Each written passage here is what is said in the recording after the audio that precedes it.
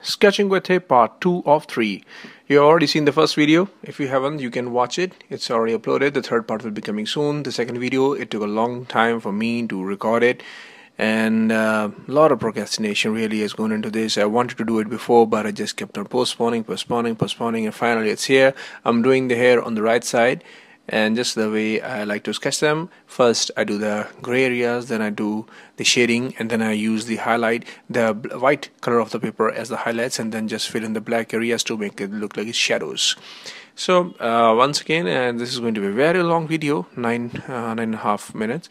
And then again, the speed is I think it's running 5 times the speed of the original sketching, so really saving some time there. And about this particular drawing, Wolfgang von Goethe, he said something which really fits on this video. He said that all intelligent thoughts have already been thought. What is necessary is only to try to think them again. That actually really applies on the drawing as well, because the way I think about it, all the great drawings have already been drawn. What is necessary is that you draw them again in a different style. So here it is, a Goethe's portrait, but this is actually a portrait of a sculpture, a bust if you will. And I'm just sketching as if I'm sketching a stone, a face of Goethe on a stone.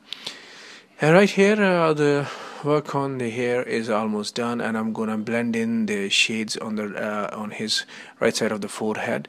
This is a piece of cloth, a cotton cloth that I'm using for sketching this one. It's really lately I really find it very feasible to use a piece of cloth for smudging. I really don't use my fingers anymore. I just use this cotton piece of cloth, which really smudges very well and it makes very easy for me to smudge. And that's a very clumsy way of drawing the hair, but I think that fits my bill and makes me it's the easiest way that I think of. Then what I'm doing here is, because I'm gonna actually use a lot of black shadow area in this part, and maybe smudge it and create some kind of shadow part. So I just gave it a very small amount of gray shade. But then this is the 8B pencil that I'm using for shadow areas. I think 10B is available, 9B is available, I really don't know, but this is the highest B that I go for. This is 8B pencil that I'm using right here, and it gives you a very strong color of black without any markings on the paper. This 8B pencil was really a godsend in this particular piece. Made it very easy for me to sketch it.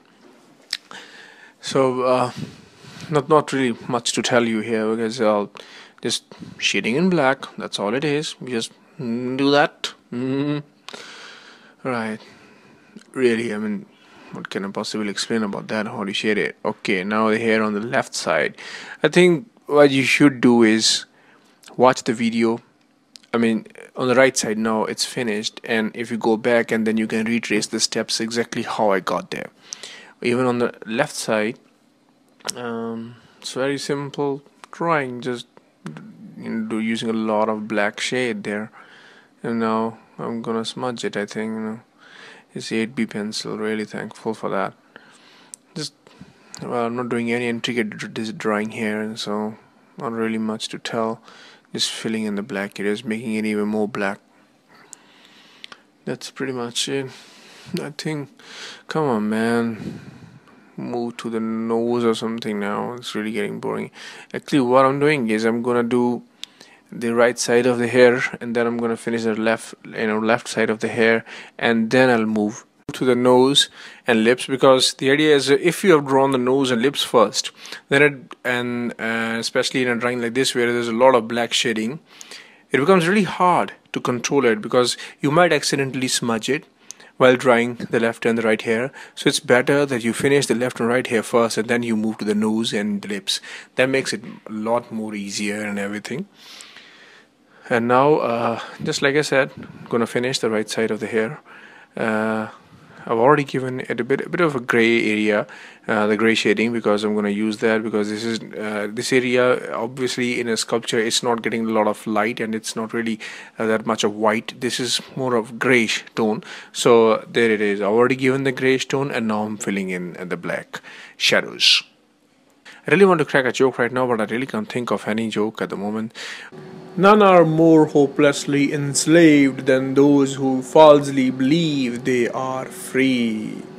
whatever that means. Okay, shifted the camera and now we will be drawing the nose. This is the interesting bit. This is something very clever that I'm doing because these areas, they have very light tone of gray, very light shading. So instead of using the pencil for shading that area, I'm using the cloth, because the cloth, you saw me earlier smudging the shadow area, so a lot of graphite is still there on that cloth. So I'm just using the same cloth and I'm just building those shadowy areas. There's a little bit of hint of gray stone, and now there's a bridge, the nose and the lips, and that's just added a little bit of highlight. If you, I don't think you can notice, but I think I'm using 3B pencil right now, so it gives you a lighter shade of gray, and with that you achieve the perfect example. Now this might not look much right now, this might not look much, but as I've said it so many times before, I draw in a way that I don't have to come back to one area again and again. This is the preliminary side of the drawing that you have to do. You have to create the lighter shades first, and then you move on to the darker shades. Now I'm filling in the black areas. I'm just going to fill in the shadows. This is the right side of the bridge of the nose, and just left it. That's going to be left as a highlight. Again, on the right side, fill in the gray shades first. On the left side, the shadow of the gray, the white was very low, so I just used a cloth and just graphite that whatever that was remaining in that cloth piece. But on the right side, the shadow has a darker tone of gray, so I've used the pencil, most probably 4B or 5B, for creating that smudge, and then I've used the cotton cloth to smudge it out and make it even. Now I'm gonna give it even darker tone of gray. This is actually I'm trying to define the boundaries. Below these two arcs that I've created is going to be even further more darker in gray. There, I'm going to smudge it and then I'm going to blend it all.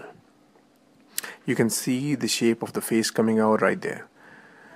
I think I still need again, the lips, they don't have much of gray areas, but right now you can see the shade, the face, and the whole gradient of the face coming out. Now that we have the background prepared, now I'm just gonna create the shadow areas and blend it in. I think this is the most important part of this tutorial. And now there we go on the lips.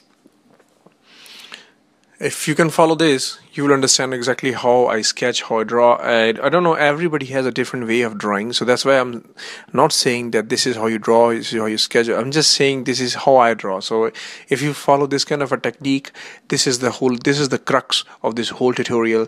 This is exactly how you are supposed to approach every single area of shading.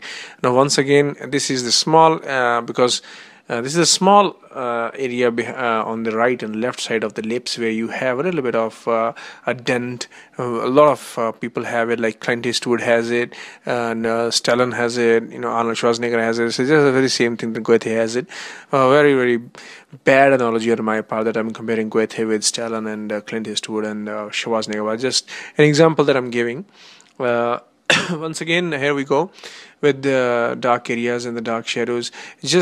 I think if you want to follow this specific technique of drawing, where you draw the gray areas first and then you fill in the black shadows and then you just simply blend them in, this is the part of the tutorial that you should watch again and again, and you will be able to get it and maybe practice it more and more, and then you will finally get it how it's actually done.